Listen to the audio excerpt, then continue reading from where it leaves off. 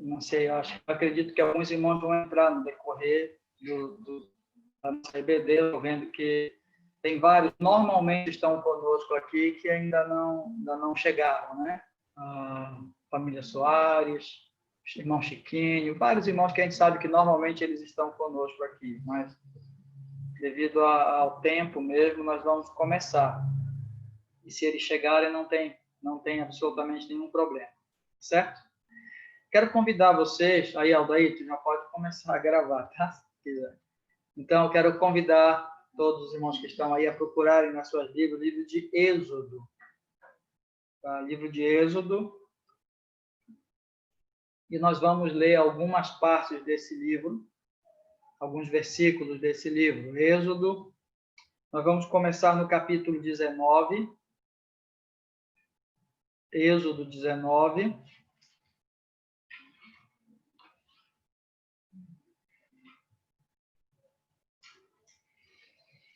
Nós vamos começar a leitura a partir do versículo 18. Então, os irmãos podem procurar aí nas suas Bíblias. Êxodo, capítulo 19, versículo 18 em diante. Eu vou ler de acordo com a minha versão aqui. Diz assim: todo o monte Sinai fumegava, porque o Senhor descera sobre ele em fogo. E a sua fumaça subiu como fumaça de uma fornalha, e todo o monte tremia grandemente. De novo. Perdão. Versículo 19. E o clangor da trombeta ia aumentando cada vez mais. Moisés falava e Deus lhe respondia no trovão. Descendo o Senhor para o cimo do monte Sinai, chamou o Senhor a Moisés para cima do monte. Moisés subiu. E o Senhor disse a Moisés: desce, adverte ao povo que não traspasse o limite até o Senhor para vê-lo, a fim de que de muitos deles não pecarem. Também os sacerdotes que se chegaram ao Senhor se hão de consagrar para que o Senhor não os fira. Então disse Moisés ao Senhor: o povo não poderá subir ao monte Sinai, porque tu nos advertiste, dizendo: marca limite ao redor do monte e consagra. Replicou-lhe o Senhor: vai, desce, porque subirás tu e Arão contigo. Os sacerdotes, porém, e o povo não transpassarão o limite para subir ao Senhor, para que não os fira. Agora vamos para o capítulo 20, logo na próxima página, versículo 18. Todo o povo presenciou os trovões, os relâmpagos e o clangor da trombeta e o monte fumegante, e o povo, observando, se estremeceu e ficou de longe. Disseram a Moisés: fala-nos tu, e te ouviremos. Porém, não fale Deus conosco para que não morramos. Respondeu Moisés ao povo: não temais. Deus veio para vos provar e para que o vosso temor esteja diante de vós, ou para que o seu temor esteja diante de vós, a fim de que não pequeis. O povo estava de longe, em pé. Moisés, porém, se achegou à nuvem escura onde Deus estava. Amém. Esse é um relato bíblico muito, assim, impressionante, muito tremendo no sentido de ver a manifestação do poder de Deus e a reação das pessoas, né? E a glória de Deus sendo descrita aqui em forma de relâmpago, trovões, clangor, fumegação, né? Tremores do monte. Aqui o povo de Israel já tinha saído do Egito, atravessado o Mar Vermelho, estava agora ao pé do chamado Monte Sinai, a Península do Sinai. onde Deus chama Moisés para o monte e Moisés recebe as leis, né, os mandamentos e toda a orientação para a construção do tabernáculo, onde Deus iria se relacionar com o povo de Israel por toda a caminhada no deserto.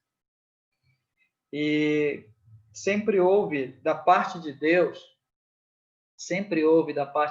essa revelação, essa manifestação, essa busca de ter esse contato, essa comunhão com o gênero humano. Mas Deus, ele é tão glorioso, Deus é tão santo, Deus é tão justo, que é impossível para o homem pecador, né, guardar um tempo na sua presença, estar na sua presença, estar perante Deus, pelo tamanho que é a sua glória. A ideia de glória é a ideia de luz, é a ideia de brilho, né? E nós, como somos corrompidos pela sombra do pecado, se nós nos achegarmos à presença gloriosa de Deus, nós seríamos extirpados, né? Seríamos apagados, nós e os nossos pecados, né? Nós não permaneceríamos. Mas aqui nós encontramos nesse texto Moisés entre o povo e Deus, e é um tipo, né? Uma tipologia do Senhor Jesus Cristo. Moisés aqui é uma tipologia de Jesus Cristo, é um tipo de Jesus Cristo, né? Entre o povo e Deus. Enquanto o povo dizendo para Moisés, não queremos morrer, fala você, Deus se cale, nosso ouvido não aguenta mais ouvir, porque esse barulho é muito forte, essa luz é muito forte, nós vamos morrer. E Moisés ali entre Deus e o povo, né, sendo um sacerdote, intercedendo ali e dizendo, acalmem-se, né? Deus está se manifestando para que haja temor no coração de vocês, para que vocês se santifiquem, para que vocês vivam e não para que morram. E Deus, então, vai, através de Moisés, abrir um caminho, abrir uma porta maravilhosa para que o povo se relacione através da santificação, através da justificação, através de uma lei, de um novo povo, através de serem outras pessoas distintas de todas as nações sobre a face da terra. Então, nós vemos aqui que o propósito de Deus para a nossa vida sempre é a comunhão, mas é impossível Deus se revelar a nós em quem Ele é, não por causa de Deus, mas por causa de quem nós somos, por causa do nosso coração pedregoso, espinhoso, né? Por causa de quem nós somos. Então, é necessário que nós tenhamos um intercessor. E louvado seja Deus por Jesus Cristo, nosso Salvador, que se manifestou para ser o caminho, que se manifestou para ser o único nome dado entre os homens, pelo qual importa que nós fôssemos salvos. E graças a Deus por Jesus, que temos hoje conosco, que disse, estou convosco todos os dias. Graças a Deus por Jesus, que abriu esse caminho, que abriu essa porta de acesso, rasgou o véu, e nós podemos, então, ser transformados, né? Podemos, então, examinar o nosso coração, podemos, então, buscar uma santificação, podemos, então, buscar a justificação, e em Cristo Jesus orar a Deus, falar com Deus, se relacionar com Deus, conhecer esse Deus, abrir nossos olhos, né, para conhecer esse Deus que está além da nossa compreensão, que a sua glória está escondida por uma nuvem que nós não podemos ver. Mas louvado seja Deus por Jesus, e aqui a tipificação através de Moisés, que estava entre o povo e Deus. Então, é nessa confiança que nós podemos ter a esperança de nos relacionar com esse Deus maravilhoso, glorioso, né? Esse Deus que não se tornou pecador para se relacionar conosco. Ele se tornou homem, mas não pecador, né? Mas esse Deus que se tornou homem para nos resgatar, para nos tirar do lamaçal do pecado, para nos lavar, para nos tornar filhos, e nós podemos nos relacionar com o Pai depois de sermos vestidos com vestiduras novas, depois de calçar os pés, depois de posto o anel nos dedos. Deus fez, então, uma obra de resgate para que nós pudéssemos nos aproximar dele. Sem Moisés, o povo ficaria longe, longe de Deus. Sem Jesus, nós também ficaríamos longe do Senhor, longe de Deus. Vamos orar. Obrigado, Senhor Deus, por essa palavra e pela certeza de que não fomos nós que buscamos o Senhor mesmo. É claro que no nosso coração humano paira essa sensação de que um dia nós descobrimos o Senhor, de que um dia nós descobrimos o Evangelho, de que um dia alguém abriu nossos olhos para compreender o Evangelho. Mas, na verdade, Senhor, nós reconhecemos que sem Jesus nós estávamos completamente perdidos. E reconhecemos que nós não poderíamos nem ouvir a Tua voz, quanto mais ver o Senhor. Seria impossível. Mas agora, em Cristo Jesus, nós podemos ter os olhos abertos para conhecer o Teu amor, para conhecer a Tua graça, para conhecer o Teu plano eterno e perfeito. Louvado seja o Teu nome. Obrigado, Senhor. Abençoa essa nossa EBD, abençoa as nossas crianças, Pai, os nossos adolescentes e jovens. Abençoa cada crente, cada um de nós que estamos aqui agora participando, daqueles que mais tarde poderão assistir, ó Deus, a esse culto, a essa EBD. Abençoa para que cada um, Senhor, seja contemplado com a compreensão do Senhor, a visão do Senhor em Cristo Jesus, Pai. E ajuda-nos a vencermos, ó Deus, os obstáculos das trevas, os obstáculos do pecado, os obstáculos, Senhor, do materialismo, do egoísmo, os obstáculos, Senhor, das sendas, setas do inimigo que tenta contra a nossa fé. Ajuda-nos a vencermos tudo isso para que vivamos no presente século santa, justa, piedosa, perto do Senhor, Pai. Porque uma vez que o Senhor abriu um caminho tão seguro, tão certo que é o Senhor Jesus Cristo, não cabe a nós ficarmos recalcitrando sobre aguilhões, brigando com o pecado.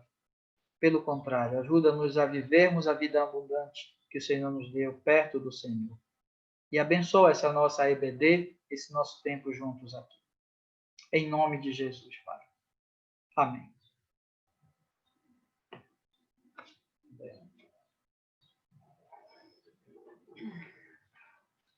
Bom dia, irmãos. Eu queria pensar com vocês uma frase que eu ouvi há muito tempo atrás, né?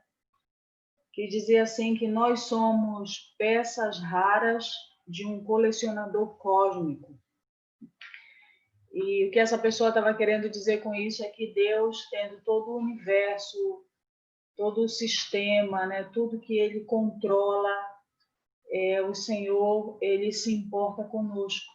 E a gente tem escutado muito isso esses dias, né? Nos nossos cultos, pelo Zoom, a gente tem visto e tem falado o quanto o Senhor se inclina, o quanto o Senhor se importa, o quanto o Senhor cuida, e nós temos até experimentado isso na nossa vida diária, né? Você aí na sua casa, com seus afazeres, nós aqui temos experimentado o quanto o Senhor se importa. E essa canção que fala, tu és soberano sobre a terra, sobre os céus tu és Senhor. Mas apesar de toda essa glória que o Senhor tem, o Senhor se importa comigo também. Eu não sei como fica o seu coração, viu, meu irmão? Se isso lhe impacta, se isso assim, traz para você uma nossa. Quem sou eu para um Deus como esse se importar comigo? Eu não sei que tipo de sensação você tem. Mas quando eu paro para pensar nisso, eu não me sinto tão importante, mas eu sinto que Deus é muito fiel. Eu vejo o quanto Ele é amoroso, o quanto Ele é leal no seu amor, o quanto Ele cumpre o que Ele realmente diz que Ele ia fazer. E mesmo nós sendo pecadores e pequenos, e muitas vezes fazemos coisas que estão longe daquilo que Deus gostaria, mas o Senhor mantém a sua lealdade conosco. Isso é muito interessante, né? Isso é sensacional pensar dessa forma. E eu quero convidar você a cantar essa canção. Tu és soberano sobre a terra, mas cantar com essa consciência, né? Senhor, eu sou uma coisinha, uma poeira, né? Mas o Senhor dos céus vê e se importa comigo. Que essa verdade fique firmada no nosso coração, não só hoje, todos os dias, porque o Senhor ele vai ser assim sempre, nunca vai mudar, tá bom? Então cante aí com a sua verdade perante o Senhor, né? Ou com a verdade, não com a sua, que não tem muitas não, é só uma mesmo, tá bom? Vamos cantar.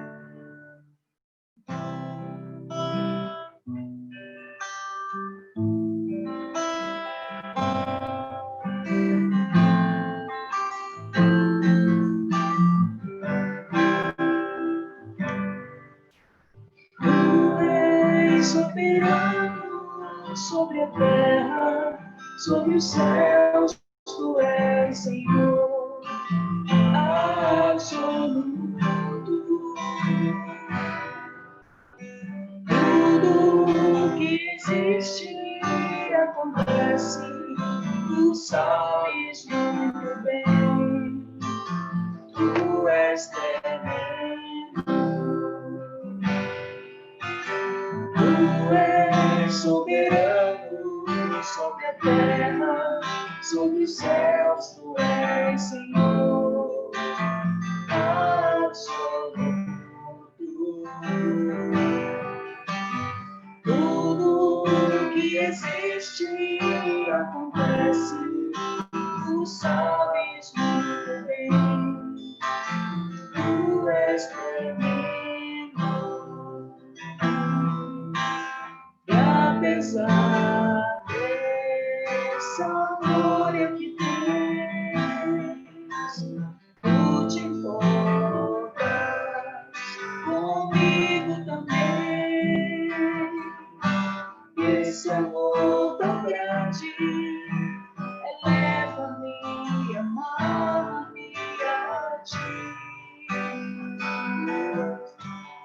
Tu és soberano sobre a terra, sobre os céus, tu és Senhor absoluto.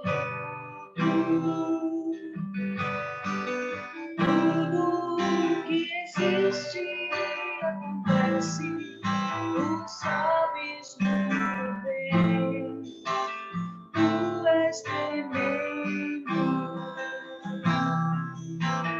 E apesar dessa glória que tens, tu te importas comigo também.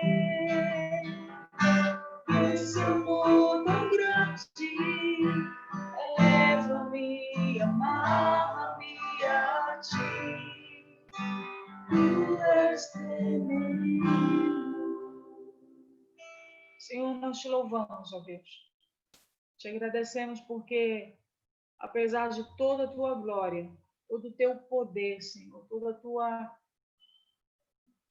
a tua soberania, o Senhor se importa conosco, seres tão pequenos e tão frágeis, mas o Senhor nos levanta, nos fortalece, nos ajuda a viver para a tua glória. Que esse teu amor, Senhor, leve o nosso coração a se apegar, a se amarrar mesmo no Senhor, com toda a nossa força, com tudo que nós temos, e amar o Senhor de todo o nosso coração.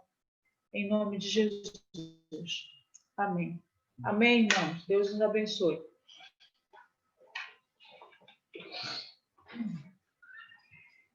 Então, meus queridos, vamos voltar aqui. E eu quero compartilhar com vocês, no nosso EBD hoje, tá? Um pouco mais sobre o que eu tenho chamado as 9 marcas de uma igreja saudável, considerando especialmente ser uma igreja e ser um cristão bíblico, né? E essas 9 marcas, eu falei já um pouco sobre a pregação expositiva, E eu quero falar um pouquinho hoje sobre a teologia bíblica. Talvez as crianças aí, alguns irmãos vão dizer, poxa, pastor, não dá para falar aí sobre um salmo, né? Não dá para a gente estudar a história de Esther, né? Ou não dá para voltar ao Jonas, né? Falar sobre teologia bíblica. Mas eu espero que a gente consiga aprender algo que é simples. Eu nunca, em 30, talvez 25 minutos, vou querer falar sobre tudo que é teologia bíblica e, naturalmente, vamos aplicar um texto ainda em João capítulo 17. Você segura aí primeiro, depois nós vamos compartilhar, tá? Quando se trata de teologia, eu já falei isso na igreja e nós, como rebanho, eu quero que vocês entendam isso um pouco, por favor, eu quero repetir, tá bom? A teologia, a palavra em si, ela sempre é uma abordagem da Bíblia e ela é uma abordagem diferente do que as pessoas chamam de religião. Seria religião e teologia duas ciências ou duas formas distintas, né? O que é a teologia? Teologia é você estudar a revelação de Deus, é você dizer o que é que Deus diz sobre Deus.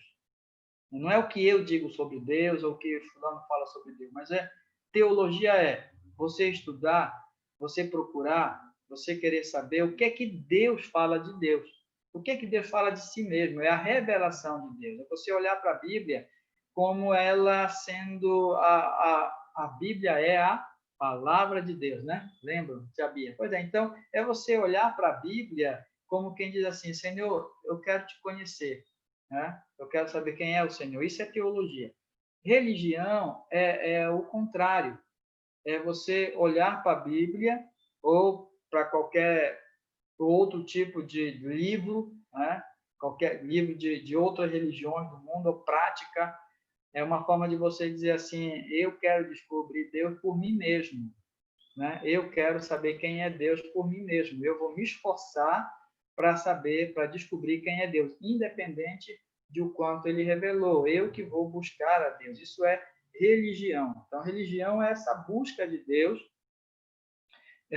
em todas as fontes com uma visão meramente humana. Teologia é você ir para a Bíblia e dizer, Deus, quem é o Senhor? Eu quero conhecer o Senhor pela tua revelação. Então, os crentes, né, os cristãos, de maneira geral, não são religiosos porque eles estudam a Bíblia dessa forma, procurando saber quem Deus diz de si mesmo. Então, assim, em termos práticos, todo cristão, todo crente que estuda a Bíblia procurando conhecer Deus é um teólogo. É claro, existem outros teólogos que são mais os professores, né, que são pastores, que são estudiosos de muitas categorias, vamos colocar assim, né? Que não tem a ver com a nossa realidade, mas no momento em que eu oro a Deus, abro minha Bíblia e busco conhecer esse Deus, eu estou fazendo ali uma teologia, estou realmente buscando a Deus pela sua palavra, né? Eu não estou buscando a Deus no sol, né, na criação, nas estrelas, num terremoto, numa grande onda do mar, né? Isso tudo são as buscas de Deus chamado de religião. Isso são religiões, né? Mas nós não, nós buscamos a Deus pela palavra de Deus. Isso é teologia. E quando se fala de teologia bíblica, tá? Que eu queria que vocês entendessem um pouquinho isso hoje, ela também vai ser igual à questão da teologia, né? Que eu falei, teologia e religião. E tem também a teologia bíblica e existe também outras teologias. A mais famosa delas é a chamada teologia sistemática. Ai, ai, ai, né? O pastor hoje está querendo complicar a nossa vida, mas não é isso, não. Quero que vocês entendam uma coisa. A teologia sistemática, ela é uma forma que os professores, os seminários, os livros usaram para que a gente possa estudar vários assuntos da Bíblia. Por exemplo, a salvação, aí é chamada soterologia, né? Então, você pega esse assunto chamado salvação e você estuda ele na Bíblia toda. São temas, né? Então, essa é a teologia sistematizada, né? Colocada em blocos, né? Dividida, né? Teologia da igreja, teologia do homem, teologia da salvação, teologia do Espírito Santo, teologia... Então, você pega um assunto e você estuda o que ele diz na Bíblia. Essa é a teologia sistemática. A teologia bíblica, ela é diferente no seguinte sentido, é que você tem que ter uma visão geral da Bíblia para qualquer assunto. Por exemplo, eu vou estudar sobre a volta de Cristo. É um assunto. Essa é uma teologia sistemática, teologia de temas, né? Vou estudar a volta de Cristo. Mas, ao estudar a volta de Cristo, eu preciso ter uma teologia bíblica. Eu preciso ter um conhecimento de quem é Deus em toda a Bíblia. Que esse Deus ele é criador.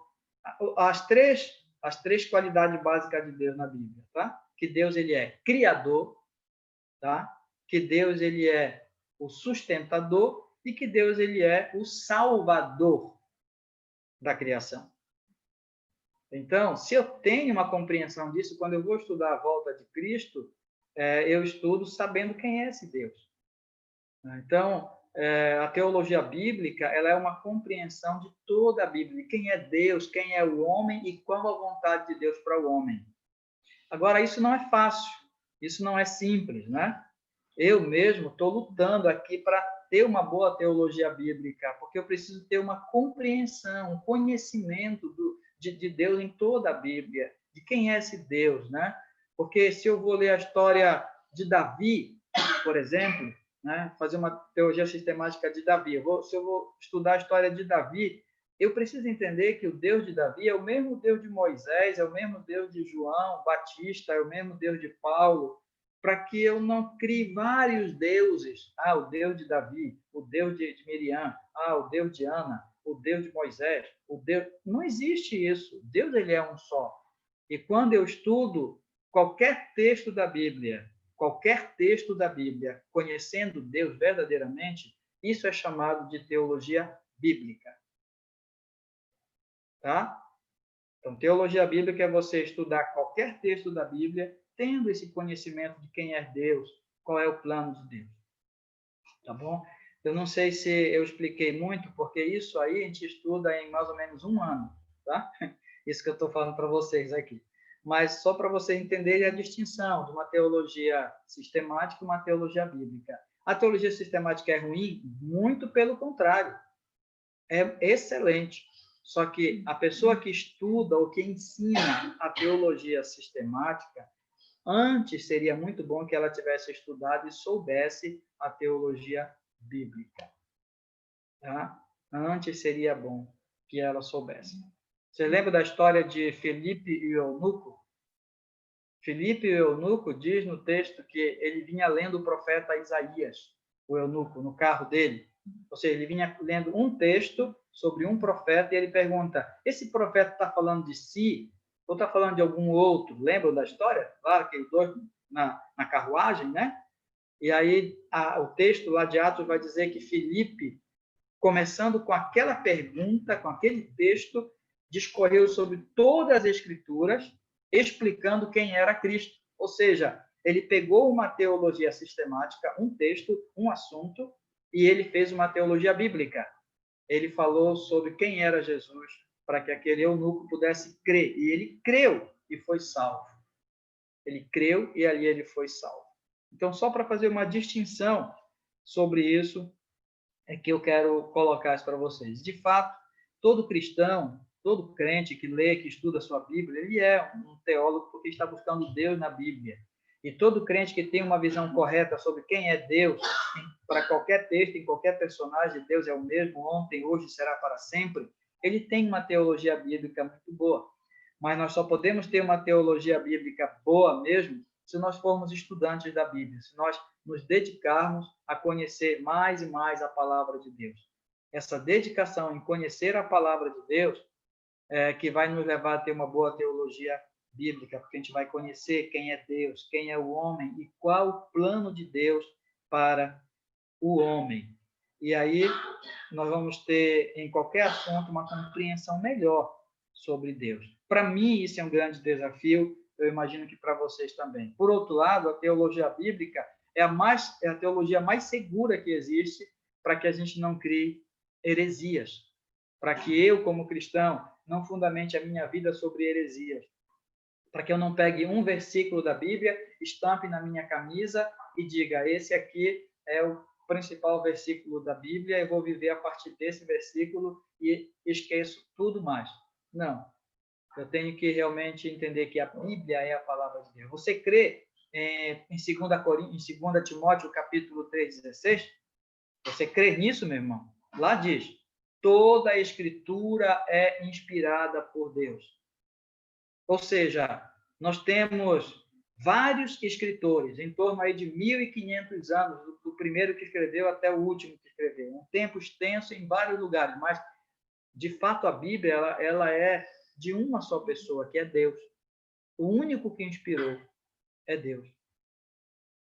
Eu lembro que uma vez eu fiz essa ilustração na igreja, e eu vou apenas lembrar só aqui, tá? Essa ilustração que eu fiz. Eu lembro que eu peguei 4 folhas de papel A4, né? Esse papel normal, branco, e dei para 4 pessoas, não, foram 5, perdão, 5 pessoas, com um desenho, separei na igreja, talvez alguém vai lembrar isso, separei na igreja e pedi para cada um fazer uma parte do corpo humano, desenhar naquela folha uma parte do corpo humano.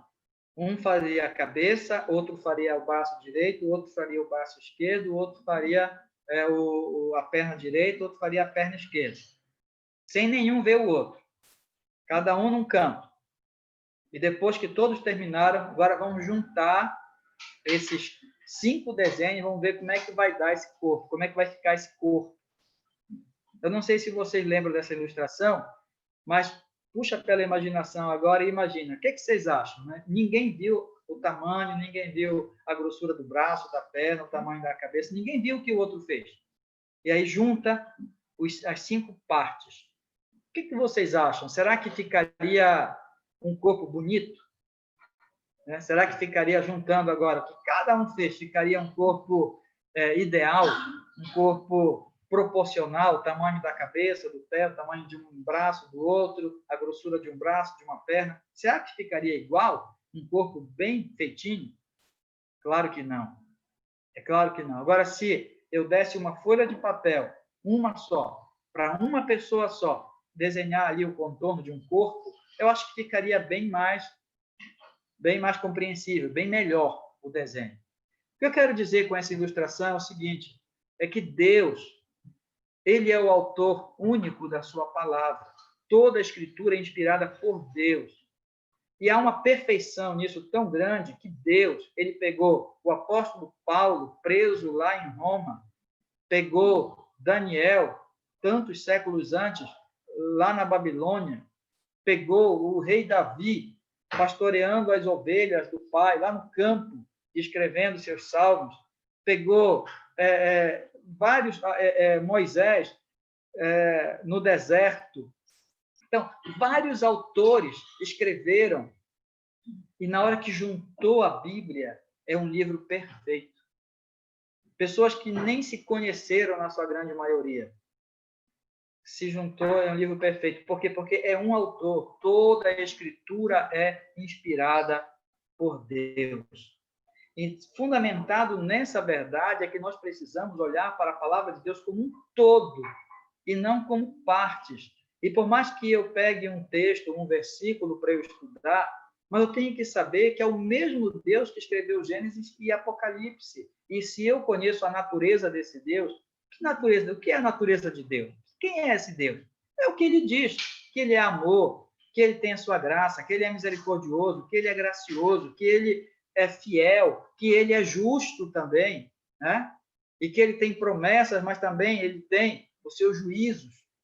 Então, se eu conheço esse Deus, ao ler o texto, ao ler a palavra, eu consigo entender a partir de uma teologia bíblica, a partir de uma teologia que abrange todas as escrituras de quem é esse Deus. Daí o grande desafio para cada um de nós cristãos, cada um de nós irmãos, sabe? De ter um bom conhecimento da palavra, aplicarmos a nossa vida a conhecer a Deus pela sua palavra, aplicar a nossa vida a conhecer quem é o homem criado por Deus a partir da sua palavra, aplicarmos a nossa vida a saber qual é o plano de Deus para esse homem, para as nossas vidas, a partir da sua palavra. E aí, exercitar a nossa fé, crer em Deus e na sua palavra e viver de acordo com o que nós cremos. Cabe a nós seguirmos esses passos e que Deus, assim, nos ajude. Então, a teologia bíblica, ela fala da Bíblia como um texto todo, ainda que nós estudemos versículos específicos. Mas, ao ler esse versículo, eu tenho que crer em um Deus que permeia toda a Bíblia. Augusto Nicodemos faz um estudo dos evangelhos e ele diz que no estudo dos evangelhos, Jesus tem uma mensagem central. A mensagem que é a maior mensagem, o que ele mais fala em todos os evangelhos. Ele diz que o que Jesus mais fala em todos os evangelhos é o reino de Deus. Ele começa dizendo, o reino chegou. Na sua primeira leitura da Bíblia, na sua primeira mensagem, o reino chegou. E daí ele vai discorrer sobre o reino, falando através de parábolas, falando através de lições para os discípulos. E o reino de Deus é a mensagem, Augusto Nicodemo diz, é a mensagem central do Senhor Jesus Cristo nos evangelhos.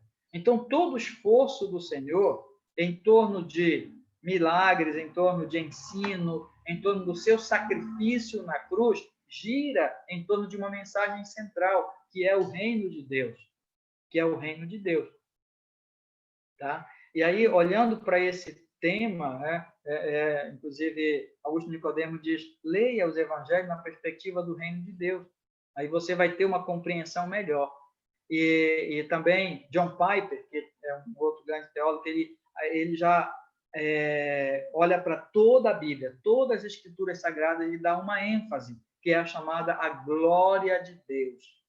A glória de Deus. Eu tenho um livro de John Piper em casa que ele esmiuça, né, livro por livro da Bíblia. Ele chama de um rastro da glória de Deus, né? Então ele consegue ler a Bíblia todinho como se fosse a grande ênfase de Deus, a sua glória, a sua glória. Então são temas e são assuntos que é muito bom a gente ir aprendendo, porque Deus ele tem uma mensagem central. Embora ele fale sobre a sua glória, sobre o seu reino, mas sempre ele revela quem ele é, quem é o homem e qual a sua vontade para o homem.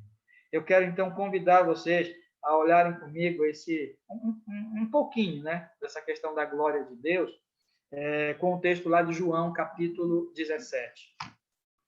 Embora até agora eu tenha falado muito sobre... E eu quero lembrar também que nós estamos numa EBD, né? Embora online, é uma EBD. Então, eu não quero me descaracterizar muito do que é uma EBD. Nós paramos, abrimos a Bíblia e estudamos a Bíblia, né? Apenas eu dei uma ênfase nesse chamado 7 marcas de uma igreja saudável, e uma delas é que ela tem o ensino da teologia bíblica, ou seja, ela olha para a Bíblia como um todo, né? Ela ensina a Bíblia como um todo. Ela vive a Bíblia como um todo. Ela crê na Bíblia como um todo. Tá bom? Então, João capítulo 17. Quero ler alguns versículos com vocês bem no início. Só falando um pouco assim do contexto, até o final do versículo do capítulo 16, Jesus está num momento de consolo, de conforto dos seus discípulos. Ele está aqui, lá começa no 14, né? Não se turbe o vosso coração, credes em Deus, credes também em mim, na casa de meu pai há muitas moradas e tal. Então, Jesus está aqui animando os discípulos, está aqui encorajando os discípulos em um momento difícil, em um momento de despedida. Jesus está se despedindo. E depois de Jesus gastar vários capítulos falando com os discípulos, animando os discípulos, né? Lidando com os discípulos, aí ele para e fala com Deus. Agora eu vou falar com Deus. E o capítulo 17, então, é uma palavra de Jesus falando com Deus. Tanto é que no versículo 1, veja lá, capítulo 17, versículo 1, diz assim: tendo Jesus falado essas coisas, ou seja, depois que Jesus falou com os discípulos, incentivou, animou, fortaleceu, tentou despertar a fé nos discípulos, tá? Depois de tudo isso, tendo falado essas coisas, continuando no versículo 1 aí, tá? Levantou os olhos aos céus e disse, eu vou só levantou os olhos ao céu, ou seja, depois de falar com o discípulo, ele vai ter esse tempo com Deus, essa oração dele com o Pai. e ele já se despede dos discípulos, né? Está se despedindo, já está próximo do momento que ele iria ser preso, que ele iria sofrer os açoites, carregar sua cruz, morrer, ser sepultado. Então, estava perto desse momento e ele está aqui se despedindo dos seus discípulos. Então, em seguida, ele vai falar com o pai. Bom, já que eu estou me despedindo dos discípulos, então deixa eu falar com o meu com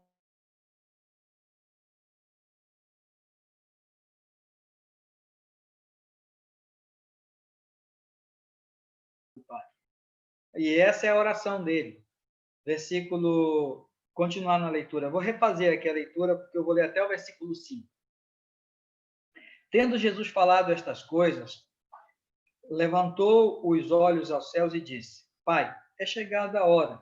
Glorifica teu filho, para que o filho te glorifique a ti. Assim como lhe conferiste autoridade sobre toda a carne, a fim de que ele conceda a vida eterna a todos os que lhe deste. E a vida eterna é esta: que te conheçam a ti, o único Deus verdadeiro, e a Jesus Cristo a quem enviaste. Eu te glorifiquei na terra, consumando a obra que me conferiste para fazer. E agora, glorifica-me, ó Pai, contigo mesmo, com a glória que eu tive junto a ti, antes que houvesse o mundo. Então, nesse primeiro momento aqui, eu quero destacar a palavra glorificar, glorifica, em suas várias formas de verbo ou de substantivo, tá? Glorificar, glorifica. O que é a glória? O que é a glória?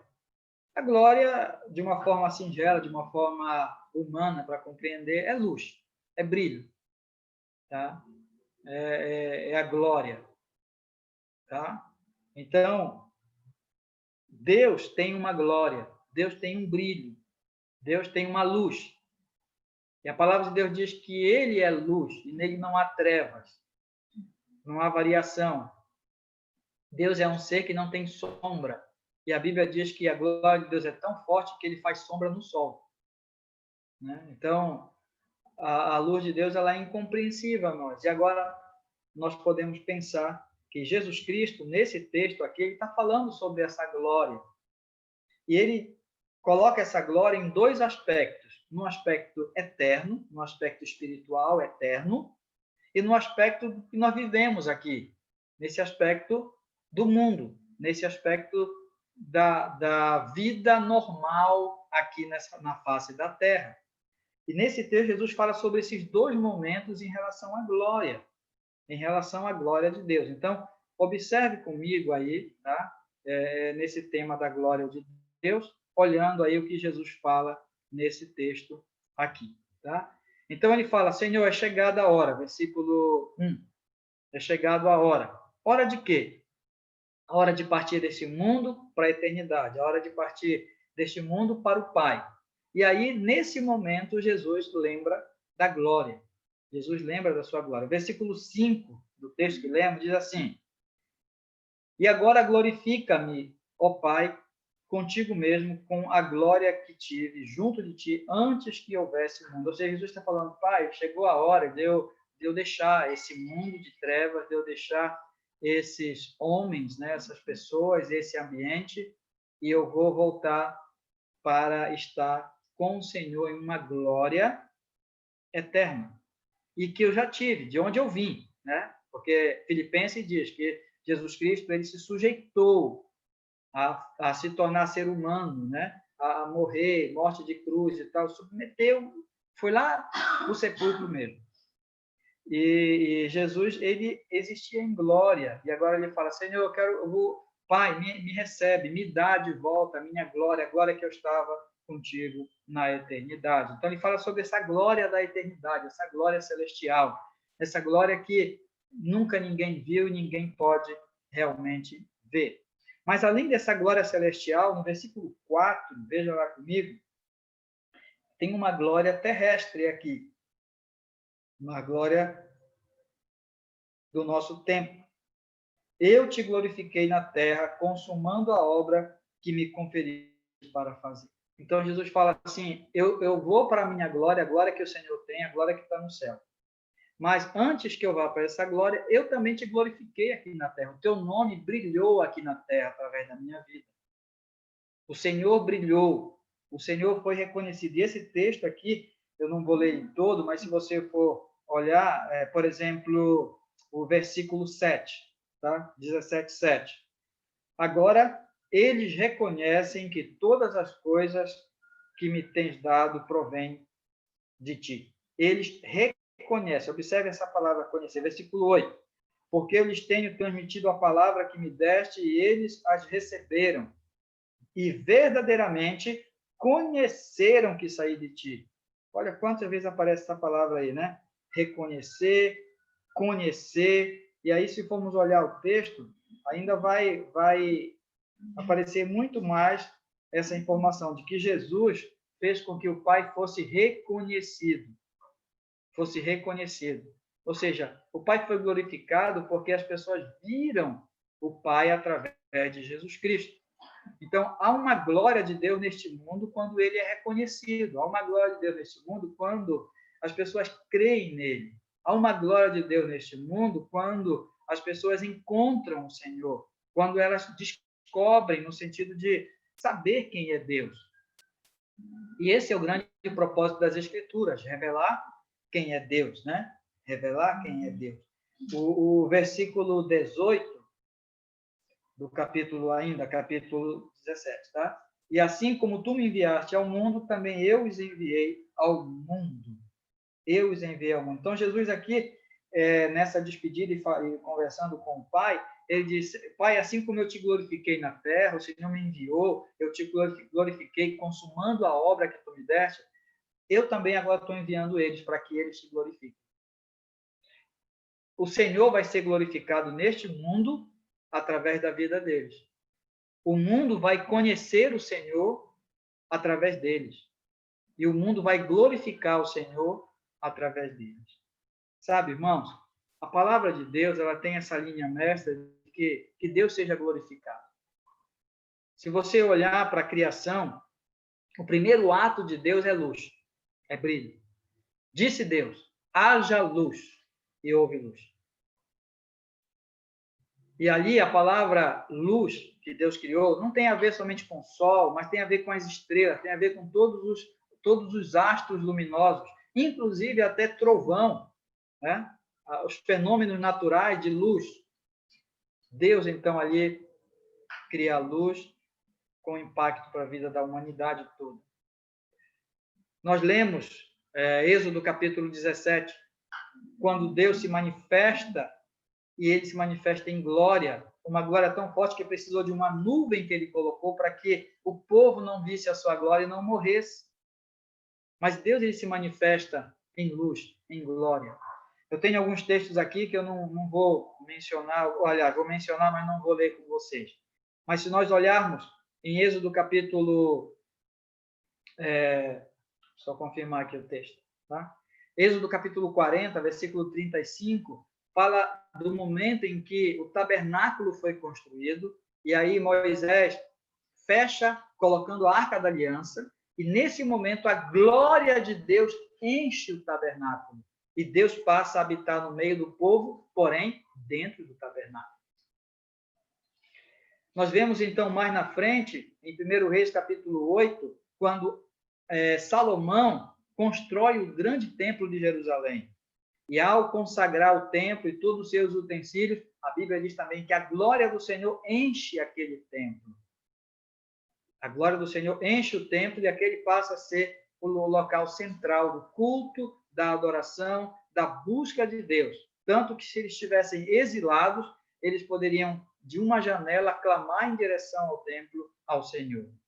Era a presença de Deus gloriosa ali no templo, ali onde o povo de Israel estava. Em vários profetas, como Isaías, Abacuque capítulo 2, versículo 14, a Bíblia diz que um plano de Deus, lá, Abacuque capítulo 2, 14, é que o conhecimento da glória do Senhor encha toda a terra. E é uma profecia que diz que, de fato, a glória do Senhor ela vai encher toda a terra. há um clamor ao povo de Israel e à igreja de anunciar os grandes feitos do Senhor, manifestar a sua glória entre as nações. E que Deus seja glorificado em toda a terra. Também nós encontramos no próprio chamado Sermão do Monte, o Senhor, depois de falar bem-aventurados os que choram, os que sofrem, né, os que têm sede de justiça, apontando para as mazelas que muitas pessoas passam no mundo, e no final ele vai dizer assim, mas olha, brilhe a vossa luz diante dos homens, para que vejam as vossas boas obras, e o quê? E glorifiquem vosso Pai que está nos céus. Glorifiquem vosso Pai que está nos céus. E vós sois a luz do mundo. Então, Jesus, ele diz assim, olha, não tem nada que aconteça de ruim que impeça que nós glorifiquemos a Deus sobre a face da terra. Deus é glorificado na nossa vida. Né? O apóstolo Paulo também ensinando lá aos Coríntios, ele vai falar, quer comais, quer bebais, façais outra coisa qualquer, fazei tudo para a glória de Deus. Há um chamado nosso para viver neste mundo em glorificar a Deus. Mas eu quero ler com vocês 2 textos, e vocês devem conhecer bem, para encerrar.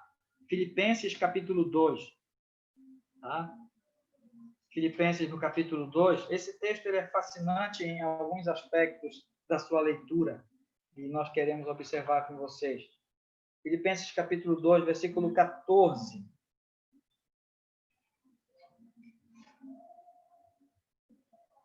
Aqui também é um chamado para um estilo de vida, uma vida que glorifica ao Senhor. Tá? Só vou ler aqui, vou ler o texto, o parágrafo todo, para compreensão, mas eu vou trabalhar em cima de 2 versículos só. Filipenses capítulo 2, versículo 12. Assim, pois, amados meus, como sempre obedeceste, não só na minha presença, porém muito mais agora na minha ausência, desenvolvei a vossa salvação com temor e tremor, porque Deus é quem efetua em vós tanto querer quanto realizar, segundo a sua boa vontade. Fazei tudo sem murmuração nem contendas, para que vos torneis irrepreensíveis e sinceros, filhos de Deus, inculpáveis no meio de uma geração pervertida e corrupta, na qual resplandeceis como luzeiros no mundo, preservando a palavra da vida, para que, no dia de Cristo, eu me glorie de que não corri em vão, nem me esforcei inutilmente. Entretanto, mesmo que que seja eu oferecido por libação, sob sacrifício a serviço da vossa fé, alegro-me e com todos vós me congratulo. Assim, vós também, pela mesma razão, alegrai-vos e congratulai-vos comigo. O texto eu li ele todo, mas eu quero me deter realmente, de fato, aqui nesse chamado aqui do versículo 15. Tá? Resplandeceis como luzeiros no mundo. É interessante porque essa palavra mundo aqui não é o nosso globo terrestre, é o universo criado. É o universo criado.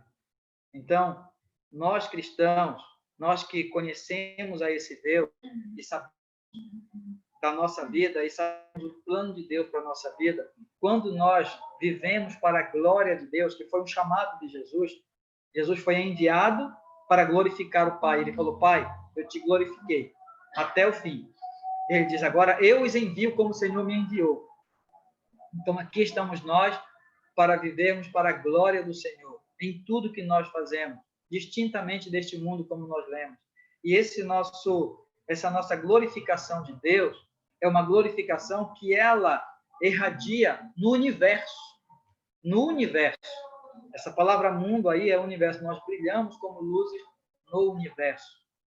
E a Bíblia diz que realmente nós estamos postos aqui nesse mundo para a glória do Senhor.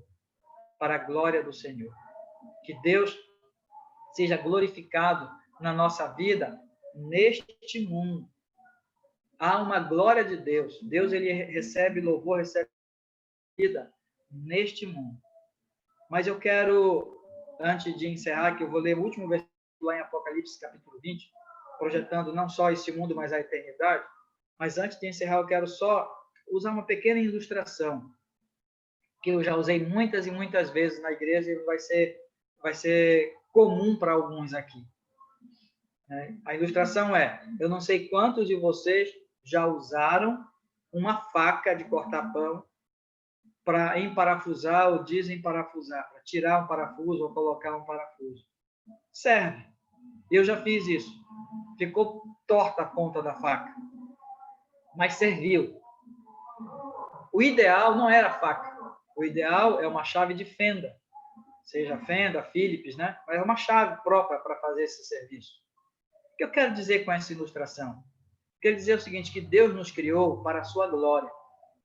Deus nos fez para que, quer comais, quer bebais, passar outra coisa qualquer, façamos para a glória de Deus neste mundo em que estamos vivendo, e que nada justifica não viver para a glória de Deus. Deus nos criou para a sua glória. E isso, irmãos, não é um egoísmo de Deus, e isso não é Deus querendo tirar proveito da nossa existência. Não. Deus nos fez para a sua glória significa o quê? Que nós somos a chave para esse parafuso. Significa que nós fomos criados para isso. E quando nós vivemos para a glória de Deus, nós vivemos aquilo para que fomos criados. Quando nós vivemos para a glória de Deus, nós vivemos a plenitude da nossa vida cristã. Quando os nossos atos e palavras glorificam a Deus, nós cumprimos a missão que Jesus deixou para os discípulos e nós estamos vivendo a plenitude da vida cristã. O contrário também é verdade. O contrário também é verdade. Quando nós vivemos como Eva lá no Éden, duas coisas. Primeiro, o egoísmo. Ela viu o fruto desejável. Ela viu o fruto, né, comestível. E aí, o seu egoísmo, o desejo dela, levou ela a desonrar a Deus, a envergonhar a palavra de Deus, o nome de Deus, pecar contra Deus. Mas, além do egoísmo, também houve uma investida do inimigo, falando coisas para ela que são tentações que levaram ela a desonrar a Deus, que levaram ela a desobedecer a Deus. O que eu quero dizer com isso? Devemos tomar cuidado. Tomar cuidado com o nosso coração, porque o nosso coração quer glorificar a nós mesmos. E nós devemos observar, Senhor, não, quero viver para a tua glória. Não quero tomar a atitude de Eva. Não quero tomar a atitude de Adão. Por outro lado, também tomar cuidado com as tentações, porque o pecado, ele pode ser produzido pelas tentações que vêm sobre as nossas vidas. Que Deus nos dê uma mente, né, protegida pelo capacete, né, um escudo firme da fé, um bom manuseio da espada, e sejamos fortes para resistir às tentações que vêm sobre as nossas vidas. Porque as tentações vêm justamente para quê? Para que nós não glorifiquemos a Deus. Mas no final, Deus será assim glorificado em todas as coisas. Eu quero fechar esse estudo sobre a glória de Deus lendo Apocalipse capítulo 22, que é o último texto aqui. Tá? Apocalipse 22.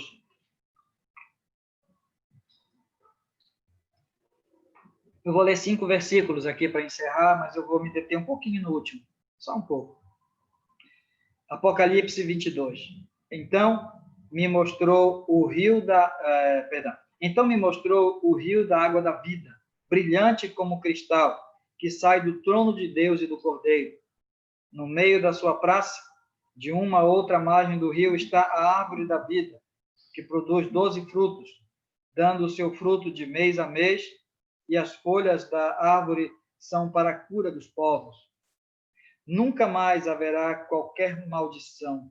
Nela estará o trono de Deus e do Cordeiro, e os seus servos o servirão. E contemplarão a sua face, e na sua fonte estará o nome dele. Então, já não haverá noite, nem precisam eles da luz da candeia, nem da luz do sol, porque o Senhor Deus brilhará sobre eles e reinarão pelos séculos dos séculos. Um dia não haverá mais nuvem nos escondendo. Um dia veremos Deus e a sua plena glória, a glória eterna do Senhor, onde nem vão precisar mais nem de sol, né? A glória do Senhor os iluminará. Enquanto vivemos neste mundo, que Deus nos ajude a glorificarmos a Deus, que a luz de Deus brilhe nesse mundo através das nossas palavras, dos nossos atos. Que Deus seja conhecido nesse mundo através dos nossos atos, das nossas palavras. Que Deus nos ajude a não sermos materialistas, egoístas, não sermos pessoas pendentes às tentações do pecado e do inimigo. E que glorifiquemos a Deus neste mundo, e que aguardemos a revelação da sua glória eterna, onde o conheceremos, estaremos com ele para sempre. Que Deus nos abençoe. Vamos orar. Obrigado, Senhor, porque nós somos chamados para participar da tua glória eterna. Mas enquanto não chegamos lá, o Senhor também tem nos dado a missão de vivermos neste mundo para a tua glória, de fazer com que as pessoas vejam o Senhor, conheçam o Senhor através das nossas palavras e atitudes, através das nossas vidas. Obrigado por esses desafios que temos e, ao mesmo tempo, pelas promessas que nós temos e pela certeza que um dia nós não precisaremos mais da luz do sol, porque viveremos e desfrutaremos da plenitude da tua glória. Louvado seja o teu nome. Obrigado, Senhor, pela tua boa palavra. Agradecemos em nome de Jesus. Amém. Então, irmãos, com isso nós encerramos o nosso estudo e a nossa EBD. Eu não tenho a relação dos aniversariantes. Me disseram que eu tenho, mas eu não tenho, não. Tá? Nós temos ainda algumas informações importantes para a nossa igreja, importantes para os irmãos. E temos aqui os aniversariantes. Então, nós tivemos aí o Caleb, né? Que foi aquela saga do Caleb, né? Que Caleb é esse, né? Quem é esse Caleb?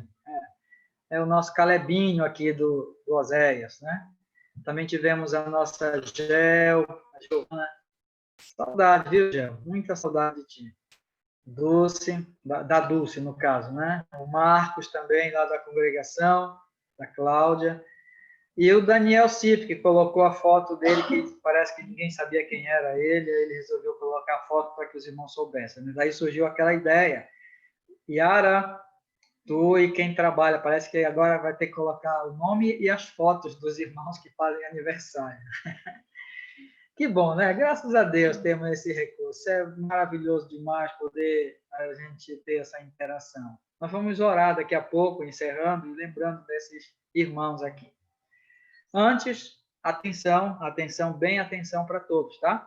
Reunimos ontem a diretoria e entre os nossos planos, fechamos o nosso programa para esse mês de de dezembro e também pensando alguma coisa para o mês de janeiro.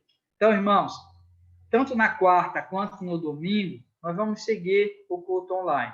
Porém, dia 25, tá? No dia 25, que é o dia de Natal, à noite, às 7 horas da noite, nós teremos a abertura de um programa. Às 7 horas da noite, nós vamos começar um programa que começa no dia 25 e termina no dia 31, também no culto de final de ano. E todos esses dois cultos, tanto de Natal quanto do dia 31, no final do ano, vai ser online, vai ser por aqui, através do Zoom. Tá? Então, nosso programa de Natal, do dia 25, ele vai ter uma atividade que cada família vai poder desenvolver durante esses dias até o dia 24, que tem que fazer uma foto, tá bom? Pega aí o celular, faça uma foto da sua família. De preferência, essa foto ela tem que ser em um ambiente que transmita a ideia do Natal, né? Pisca-pisca, aí, a árvore de Natal, o presépio, não sei. Se você tiver na sua casa, você arruma uma família e faz uma foto relacionado ao Natal. Se você não tiver esse ambiente, não tem problema. Você pode fazer a sua foto, né? E aí com a sua família, e aí você faz essa foto da sua família e coloca no grupo do WhatsApp da igreja, de preferência com uma mensagem de Natal, um versículo, como você quiser colocar, ou somente a foto também não tem problema. Essa foto ela é muito importante para o programa do dia 25, tá? Programa de Natal.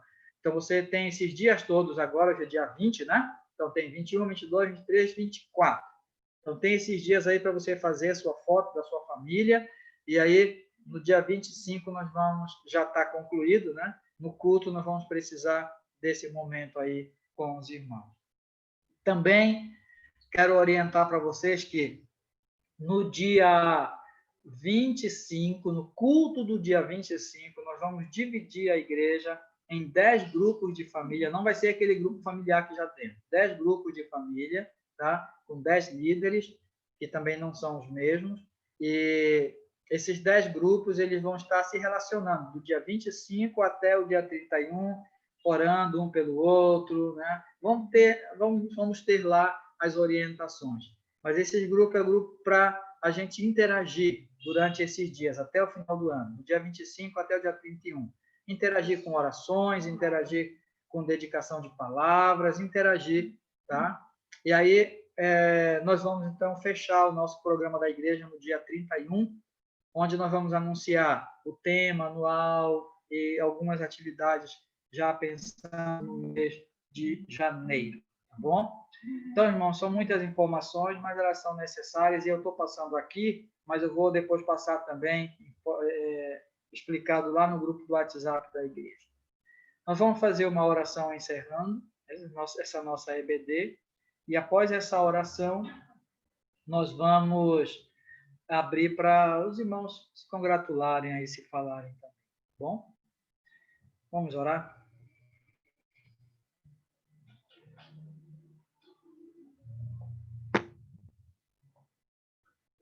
Obrigado, Senhor Deus, por esse tempo como igreja reunida aqui.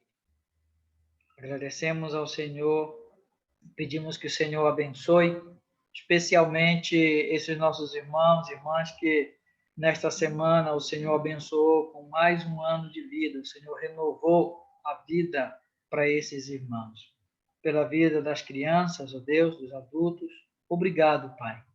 Abençoa, dá saúde, dá força, Senhor. Abençoa nos estudos, no trabalho, abençoa nos planos para esse ano que o Senhor começou a dar para cada um desses nossos irmãos. Pedimos também a tua bênção sobre a nossa igreja, sobre as nossas vidas. Nesse tempo em que precisamos estar ausentes da comunhão na igreja, nós pedimos que o Senhor, por favor, sustente a nossa igreja, Senhor. Sustenta, Pai, a fé de cada criança, de cada adulto, de cada família, Senhor. Sustenta os nossos irmãos, Pai. Por favor, Senhor, principalmente aqueles que não podem estar conosco na reunião aqui pelo Zoom, aqueles que não têm acesso, Senhor, e vivem, de certa forma, somente na sua leitura bíblica, no seu tempo com o Senhor. Pai, por favor, tem misericórdia, abençoa cada família da nossa igreja nesse sentido, Senhor. E motiva o nosso coração para conhecer o Senhor pela tua palavra. Motiva o nosso coração, ó Deus, para descobrirmos pela tua palavra qual o plano do Senhor. E também motiva o nosso coração para termos coragem de viver segundo a boa palavra do Senhor. Abençoa-nos assim, Pai. Dá-nos a todos um bom almoço, supre a necessidade de cada um, Senhor, dando o sustento digno. Abençoa a nossa tarde e que à noite, segundo a boa mão do Senhor, estejamos juntos aqui para celebrar o teu nome. Em nome de Jesus, Pai, é que nós oramos. Amém. Amém. É só os irmãos ativarem seus áudios aí, que vocês vão conseguir aí saudar uns aos outros.